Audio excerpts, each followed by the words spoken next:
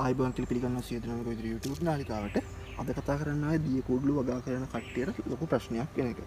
මොකද්ද මේ ප්‍රශ්නේ? වැස්ස කාලයත් එක්ක මෙන්න මේ ශාක මේ ආකාරයට නිකම්ම මලානික වෙලා මැරිලෙනවා.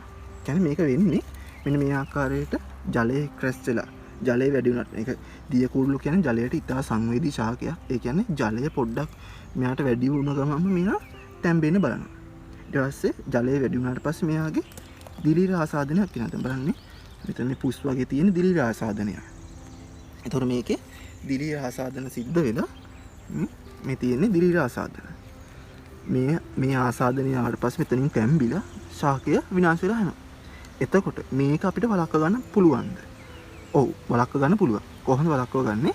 මේ දැන් අපේ කුණු මෙච්චර එක නැත්නම් පුස් බැඳුණු ශාකරිය නම් මෙයා සම්පූර්ණයෙන්ම අපේ මේ වගාවෙන් කියන්නේ මල් වගාවෙන් ඉවත් කරන්න. ඉවත් කළා මේකට අපි කඩේ තියෙනවා දිලීර නාශක. දිලීර නාශක තියෙනවා. එතකොට මේවා අපි දිලීර නාශක යොදන්න අපේ පාත්තියට. කියන්නේ ජලය සමග මිශ්‍ර කරලා අපේ දිලීර නාශකයක් මේ අපේ මල් පාත්තියට යොදන්න. ඊට පස්සේ මල් පාත්තිය සකසා ගැනීමේදී පොළවට කියන්නේ අපි පොළවෙන් යටට මතු පිටත් එක ගම් වලක් විදියට හදන්න එපා කොයි වෙලාවකවත්. එතකොට මේක අර බේසමක වතුර පිරෙනවා වගේ වතුර පිරෙන්න බලන්න. ඒතර වතුර පිරෙන්න බැලුවොත් මේක ශාකයේ සවුත් වෙන බලන්න. ඒක නිසා අපි පොළොව තලයේ මෙහෙමනම් පොළොව තලයේ මෙහෙම තියවන අපි මේක පොඩ්ඩක් උසින් තියන්න. يعني අපේ පාත්තිය පොඩ්ඩක් උස්සලා හදන්න. එතකොට ජලය රැඳෙන්නේ නැහැ. එතකොට ජලය ඉක්මනින් ගලාගෙන ගිහිල්ලා මේ ශාක තියෙන මුල් ප්‍රදේශය ශාක මුල් ප්‍රදේශය හොඳින් ආරක්ෂිත වෙනවා ජලයේ තෙතමනිය රහිතව.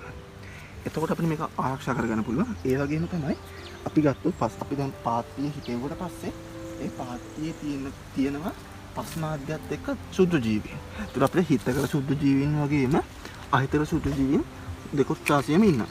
ඒක නිසා අපිට මේ අපේ පස්මාද්‍ය පුළුවන් නම් ජීවාණුහරණයක් කරලා ගන්න අපිට මේකේ අහිතකර සුදු ජීවීන් ටික ඉවත් කළා අපේ මේ වගාව සම්පූර්ණයෙන්ම ආරක්ෂිත කරගන්න පුළුවන්. එතකොට මේ ආකාරයට මැරෙන එක වළක්ව ගන්න අපිට කරන්න පුළුවන් ඉස්සෙල්ලම මෙන්න මේ ශාක මැරුණු ශාක ඉවත් කරන්න. දිලීර ආසාදනයේ වූ ශාක ඉවත් කරන්න. සම්පූර්ණයෙන්ම ඉවත් කරන්න. ඉවත් කළා ඊට පස්සේ මේකට අපි දිලීර නාශකයක් ගන්න දිලීර නාශකය දාන්න වතුරත් එක්ක වලං කරලා දාන්න. ඊට පස්සේ අපිට පුළුවන් මේක ජීවාණුහරණය කරගන්න. ඒ ජීවාණුහරණය කරන්න පුළුවන් ආකාර කිහිපයකට කරන්න පුළුවන්. ඒ කියන්නේ හොඳින් වතුරයක් උණු කරලා කියන්නේ අපි ජලයේ වතුරයක් උණු කරලා අපිට මේකට දාලා ජීවාණුහරණය කරගන්න පුළුවන්. ඊට පස්සේ නැත්නම් අපිට කරන්න පුළුවන් මේකට අපි කියන්නේ වියලි කොළ තියෙනවා නම් වියලි කොළ දාලා සුළං හමන දිශාවට ප්‍රතිවිරුද්ධ දිශාවේ කියන්නේ කොළ රොඩු 10 වගේ දේවල් දාලා සුළං හමන දිශාවට ප්‍රතිවිරුද්ධ දිශාවෙන් දැල්ලන්න. එතකොට මේක හොඳින්ම ගිනි ඇවිල්ලා මේක තාපය වැඩිලා මේක හොඳින් ජීවාණුහරණය වෙනවා. එතකොට මේකේ තියෙන අහිතකර සුදු ජීවීන් විනාශ වෙලා අපිට හිතකර සුදු ජීවීන් ටික විතරක් ඉතුරු වෙලා අපේ වගාව ගොඩක් සුරක්ෂිතව කරගන්න පුළුවන්. එතකොට මේ ආකාරයට මැරීම් දිලීර ආසාදන කිසිමත් වෙන්නේ නැහැ. එහෙනම් මම හිතනවා අද වීඩියෝත් වලට ගොඩක් වැදගත් වෙන්න ඇති කියලා.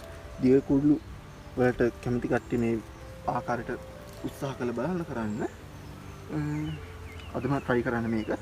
ඔයාගේ වගාව ගොඩක්ම ඉක්මනින් වගාව සාර්ථක කරගන්න පුළුවන්. මේ ආකාරයට මේ වුණොත් වගාව මැරෙන්න පුළුවන්. ඒක නිසා මේ ආකාරයට උත්සාහ කරන්න මම හිතන වීඩියෝ වටිනවා කියලා. එහෙනම් අද වීඩියෝ එක මෙතනින් නවත්තනවා. ඔයාලා තාම අපේ YouTube නාලිකාව subscribe කරලා නැත්නම් subscribe කරන්න. ඒ වගේම bell icon click කරන්න. එතකොට අපි අලුතෙන් වීඩියෝ එකක් දාපුවා notification එකක් ගෙන්න ගන්න පුළුවන්.